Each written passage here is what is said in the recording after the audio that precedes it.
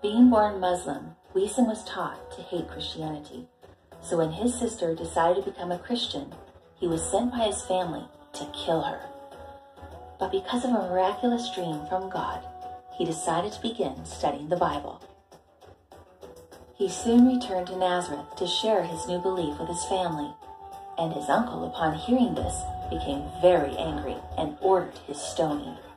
This happened over and over until finally his brother stepped in. Then his father advised Wiesem to flee the country.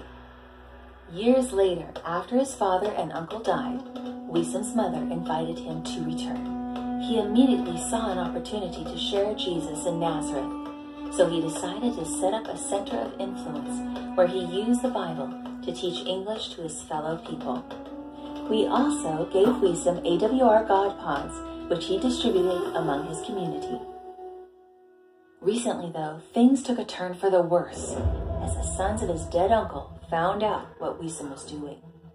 They too had participated in his stoning many years before and now rallied a mob and went to Wiesem's house to attack him.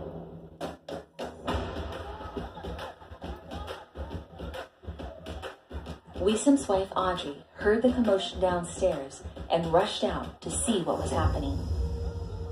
She knew right away that Wiesem was in serious trouble and fell on her knees and began to pray. Wiesem's brothers rushed to protect him when he was hit with a metal rod, but then his own cousin pulled out his knife and stabbed Wiesem.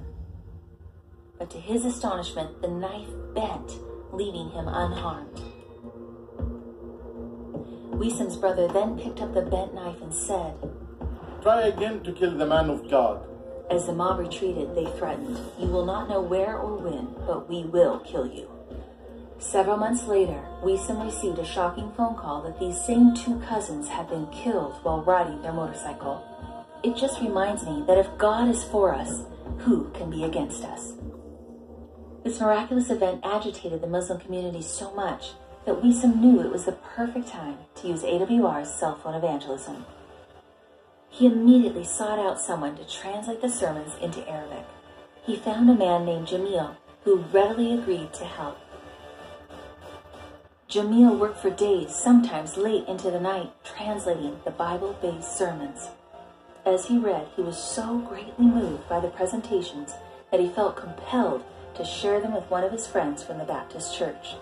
She was so amazed by the sermons that she shared them with her pastor, who was also impressed by what he read.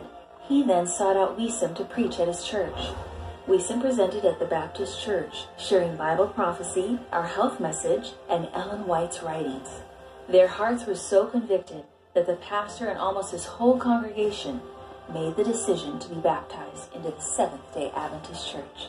And on a beautiful Sabbath day, we held a church service at the Jordan River. Then one by one, they entered into the water. Wiesem had the joy of baptizing these precious souls with Elder Dwayne McKee.